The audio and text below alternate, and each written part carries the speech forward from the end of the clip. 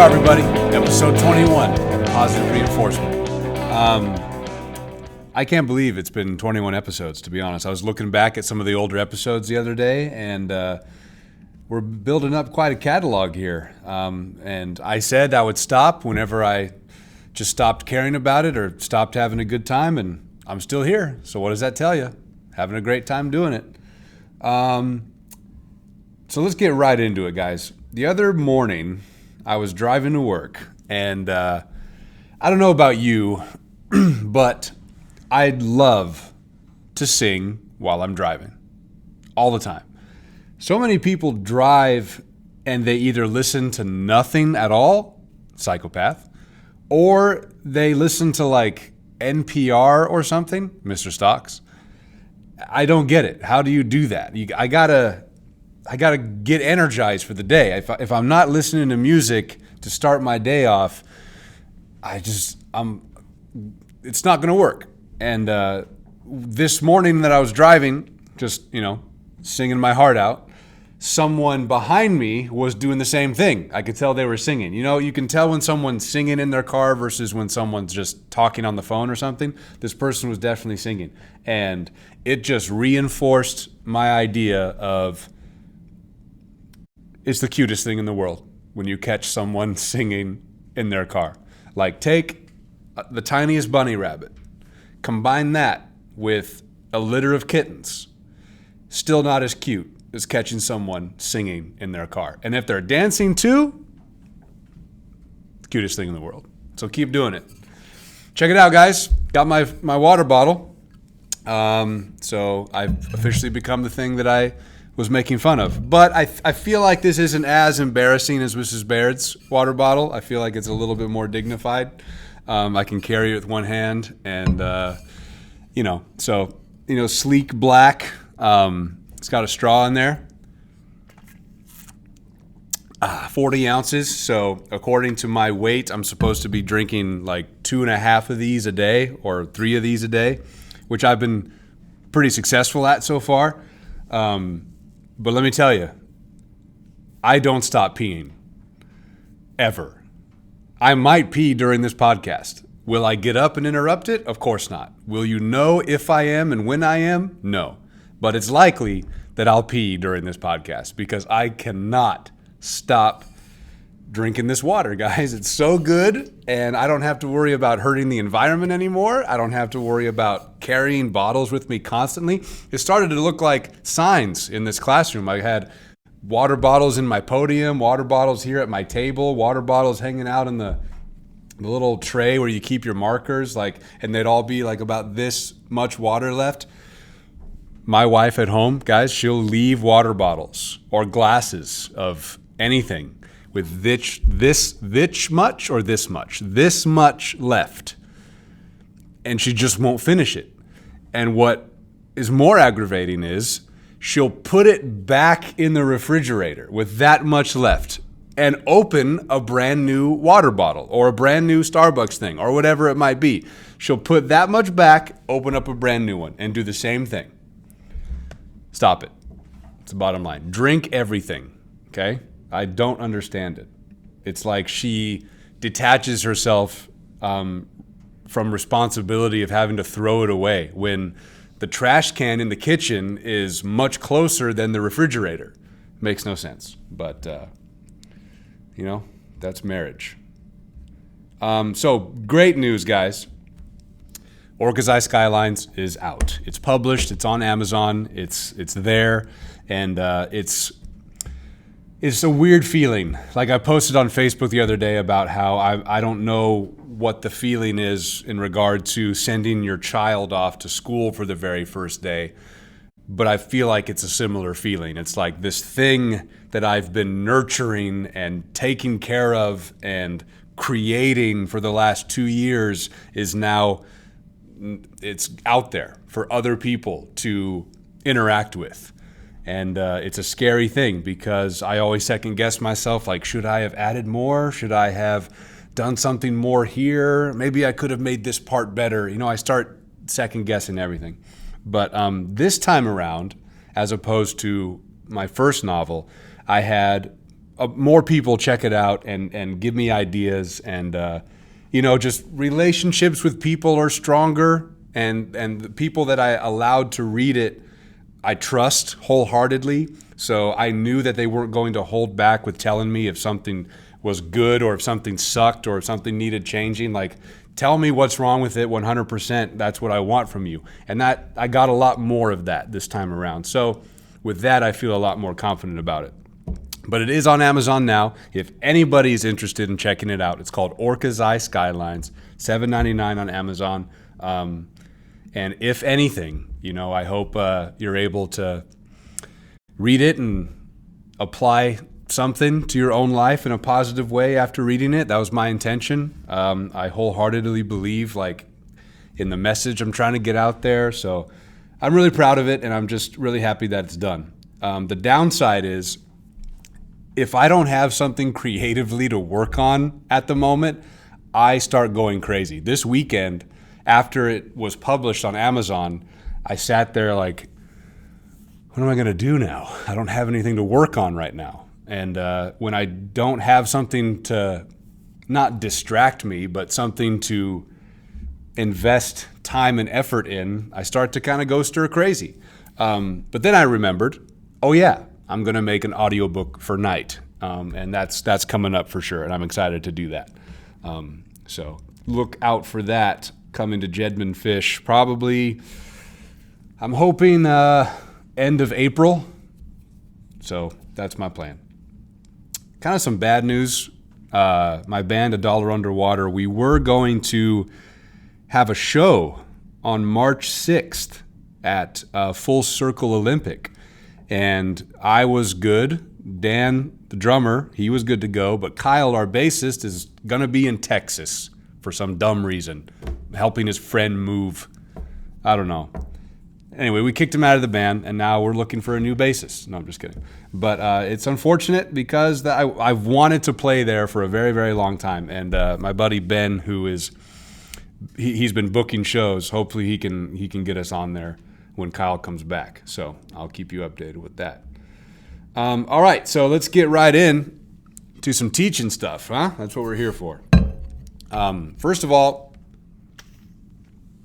since the last video, I've gotten like 40 subscribers, and a lot of them have been interacting with me a lot through the Positive Reinforcement Podcast. And I just want to say thanks for subscribing. Thanks for checking out the podcast. And a good amount of you are either teachers right now or are future teachers. So if you have any questions about anything you want me to talk about on the podcast, just let me know in a comment below. I'd be happy to talk about it. That's why we're doing this thing.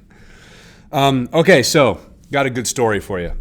Last Friday, the last episode, I told you a story about Mr. Bacon encountering a kid who was messing around in class and something about, he owed someone money or someone took his money and Mr. Bacon got all mad and called security and all that. Well, nothing to that extent happened to me on Friday, but it put a damper on my weekend, I'll say that. It was a great sixth period all the way through, reading Caesar, talking about Caesar, having a great time. And about 10 minutes before the bell rang, this one kid in the back. Now, I was in the wrong a little bit. He was in the wrong a little bit. Let me explain. He came in to the class about 10 minutes late. He had a pass, so he was fine. But he also had a pass that allowed him to leave 5 minutes before the bell rang. I forgot about this. He did tell me, I got a pass, I can leave, early. The reason why I got upset was because this kid notoriously gets up and will walk outside without telling me that he's leaving. And it's never anything serious. It's just usually it's just to blow his nose or something like that. But I don't know if you're just walking out and leaving or just going out there to blow your nose. You got to tell me these things. That's one of my biggest pet peeves, is when a student just goes and does something without at least telling me, Mr. Norris, I'm going to go do this thing. And he does that all the time. So that, combined with me forgetting that he had a pass to leave early, got my blood boiling. All right? You might as well have cooked macaroni and cheese inside of my blood, because that's how much my blood was boiling. Anyway, It's about 3:05. Bell rings at 3:10. And he gets up, walks out the door, and the door closes. And I shout out his name. I'm not going to say his name on the podcast because he might check it out. Who knows? I don't want to put him on blast. But he comes back in, and now I'm angry. I'm upset. I'm like, I'm trying so hard not to say his name right now. But I was like, hey, 3 or 4 times now you've gotten up without my permission. And I'm just yelling. I was like, you got to get better at this. Otherwise, you're going to keep distracting me. You're going to keep distracting the whole class. You're going to keep ruining my rhythm, and I can't have that. All right? It's Friday. It's been a great day. I don't want to be in a bad mood going into the weekend. I'm saying all this stuff. The rest of 6th period is just dead silent, like, oh, gosh, Mr. Norris is upset. And then this kid holds up his pass, and he's like, I told you I was allowed to leave. And then I kind of felt bad. I stepped back a bit and I said, all right. You have a good weekend. Go take care of business. And he left. But still, like, tell me, Mr. Norris, remember, I got this pass. I'm going to head out. At least do that. Then I'd be cool. But no, he just up and left. So I thought about this all weekend. All I wanted to do was go talk to this kid and get back on the same page. And it just goes to show how you can have the best day, the best week, everything goes smooth, but one tiny interaction just ruins everything. And that's what happened. I could not stop thinking about it all weekend. I was like, what am I going to do?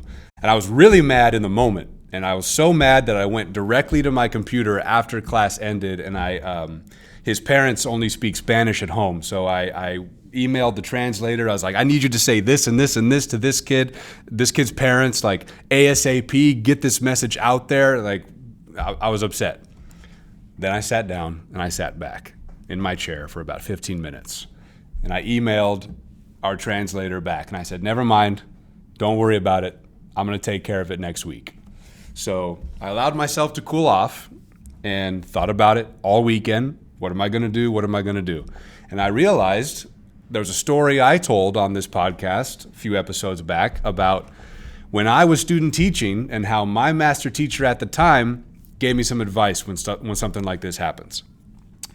Like I said, I won't tell the whole story again, but there was a kid back then who was just the disruptive kid, ruined the rhythm of the entire class, et cetera, and how I was forced pretty much by my master teacher. He was like, go to his class right now, pull him out and talk to him face to face. Why are you being so disruptive? What can I do? Et cetera. I hate confrontation. Like I said, I've gotten better with it than I was back then. But I was so scared to do this because I have never tried to do anything like this before.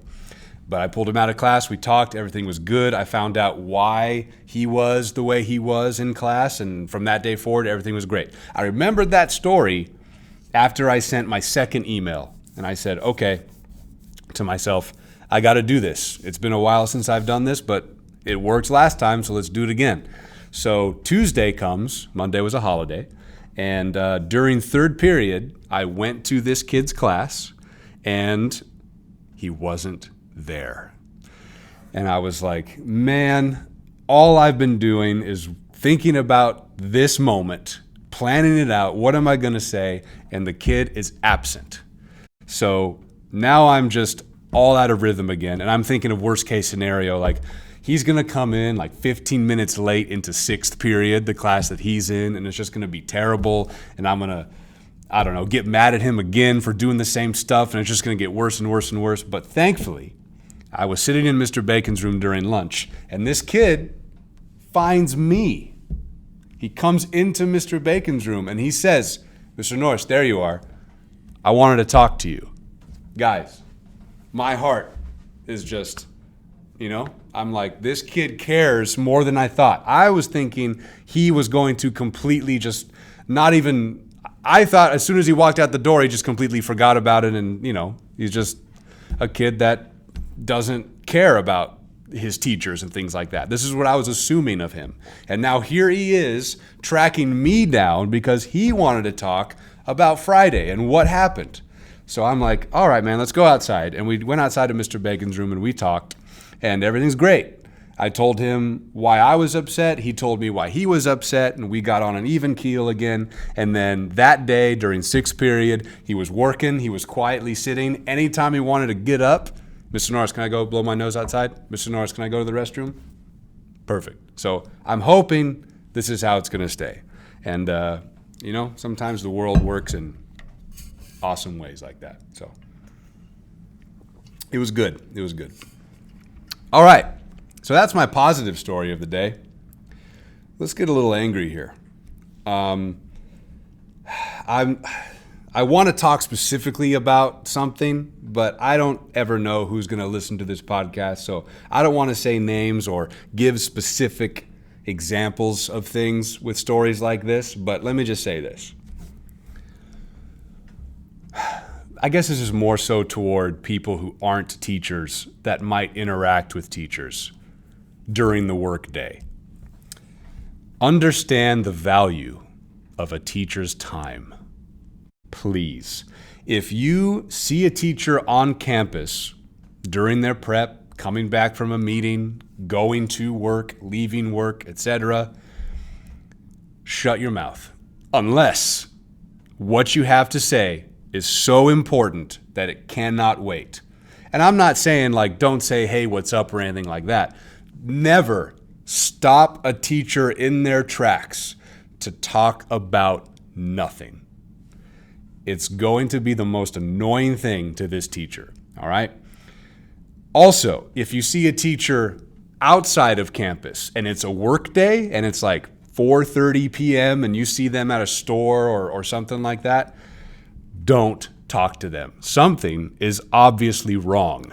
If it's a weekday and a teacher is out and about and it's 4:30 p.m., right? If it's between the hours of 4 and 6 and a teacher is outside actively, do not engage, all right? Something is happening in their lives that they got to take care of. Leave them alone to whatever it is they got to do, all right? Trust me on this. Nothing bothers me more than when I know I've got a mission and people can't read body language.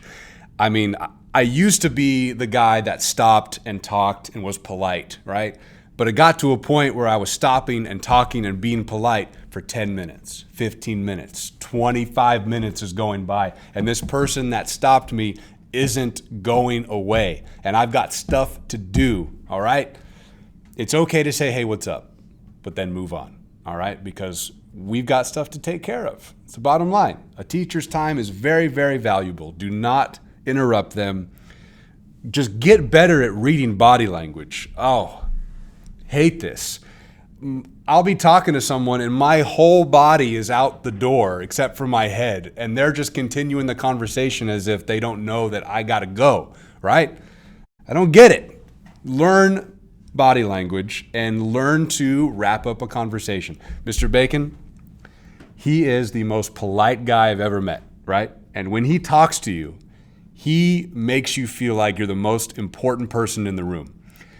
But this is also a downfall of his, because if he's got somewhere to go and someone stops him in his tracks, he's going to do that. And whatever he's got to take care of, it's not going to get done for another 30, 40 minutes because he's got to, be the nice guy. I learned to stop doing that. If someone approaches me and I got a mission, I'm not stopping walking. You can come with me if you'd like. Keep talking. I'm not going to stop moving. So just a heads up for anybody that might feel like that teacher was rude. They just short answered me and walked away. No, they got something to do, all right? I mean, it probably doesn't go just for teachers. I know that, but that's my life and that's what I know. So I'm going to give you the disclaimer there. So be nice, all right? Let's get some more water here. 20 minutes in,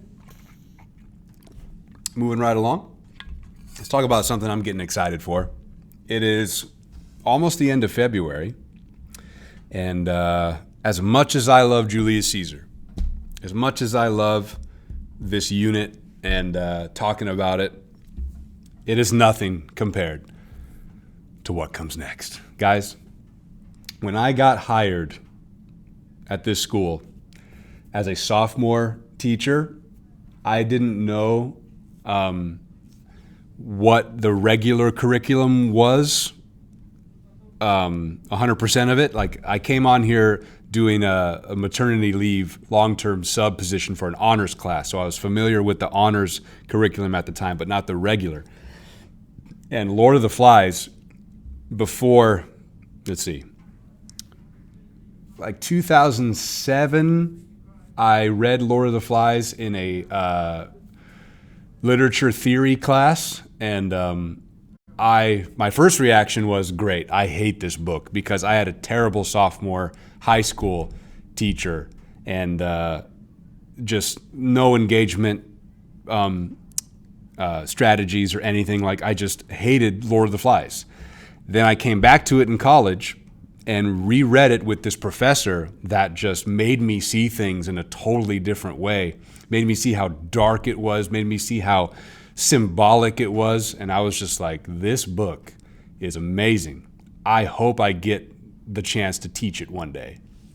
And then when I came here and I was told what the main texts were that we were going to teach, I was like, this is amazing. This is it. This is a dream of mine. I get to teach Lord of the Flies.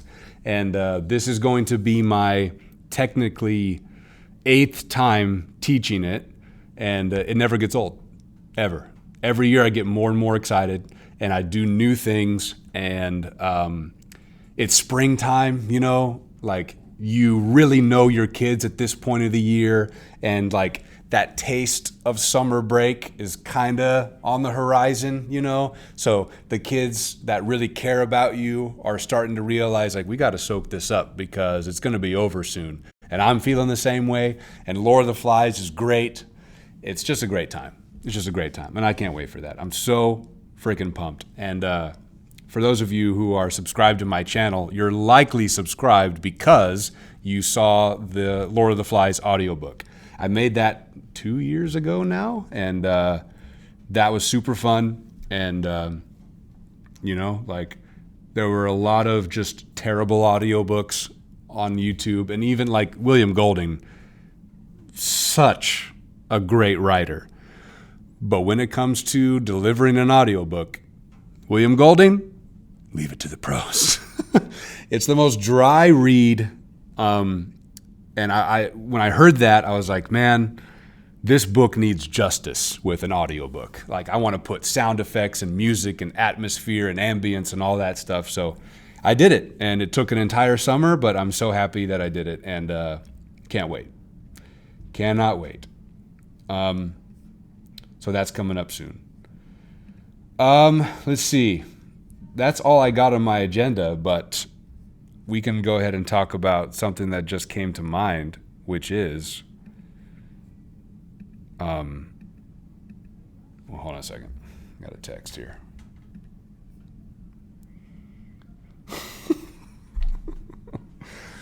Oh, it's Mr. Bacon. This is what he sent to me. Right, he's what we call a BITSA support provider. BITSA, beginning teacher something.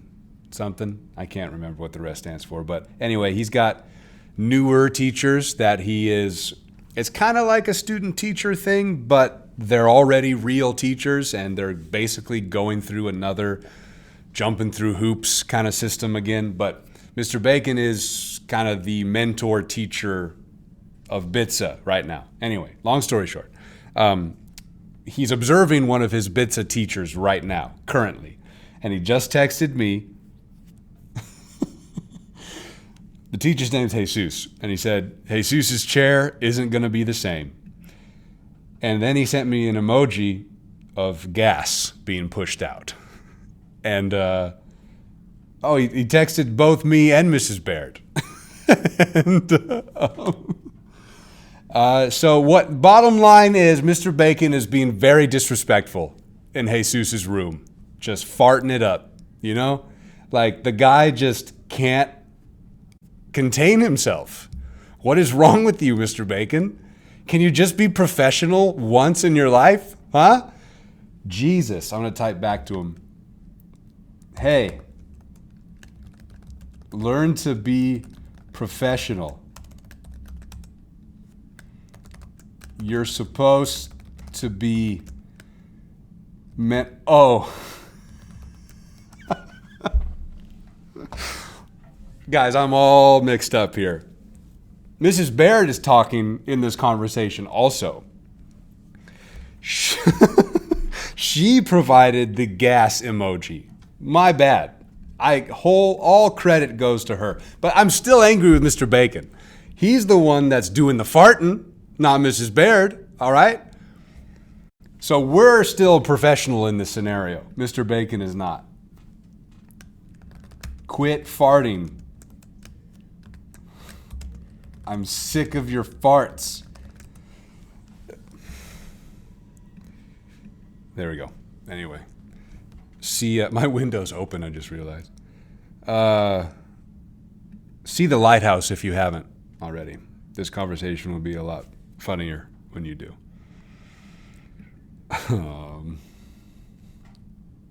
Anyway.